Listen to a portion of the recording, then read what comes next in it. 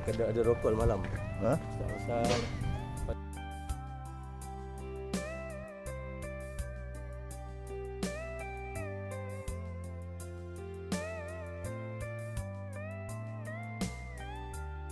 Cikgu. Apa nama dia, Ustaz?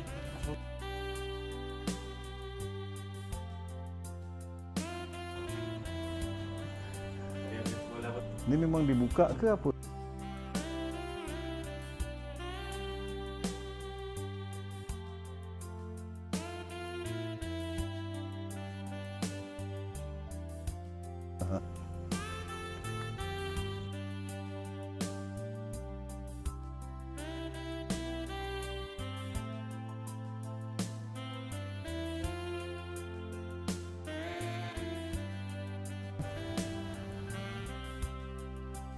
Dan anak-anak yatim dan juga anak-anak daripada keluarga bermasalah.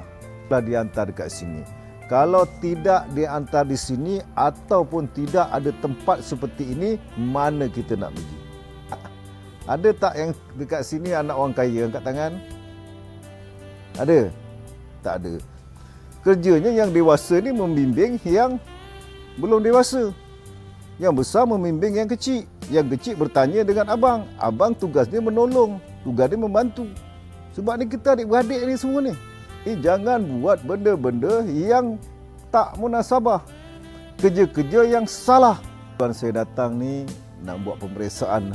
Pemeriksaan mengejut ke sekolah anak yatim ni lah. Nak melihat sendiri bagaimana proses perjalanan.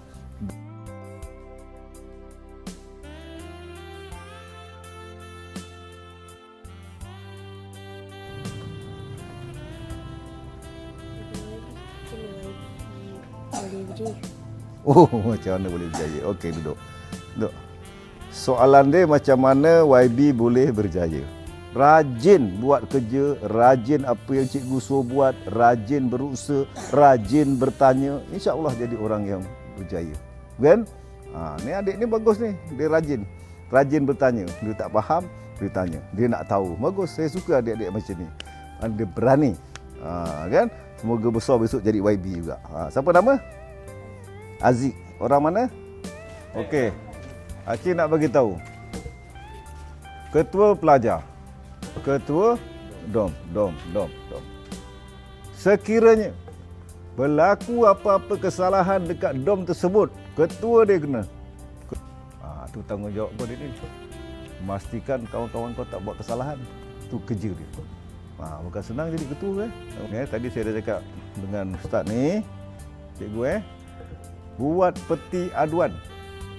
Peti aduan tu letakkan di tempat strategik dekat mana, dekat pejabat dekat mana. Peti aduan tu mesti berkunci. Kunci tu yang pegang Majlis Agama Islam dekat Melaka je. Rokol ni adalah rokol yang tak ada ketetapan waktu. Bila-bila masuk. Teringat tu maknanya rokol. Kan? Panggil, pastikan semua ni dah berkumpul. Kira apa yang tak ada. Okey? Itu je lah saya nak beritahu. Okey? Selamat. Okey.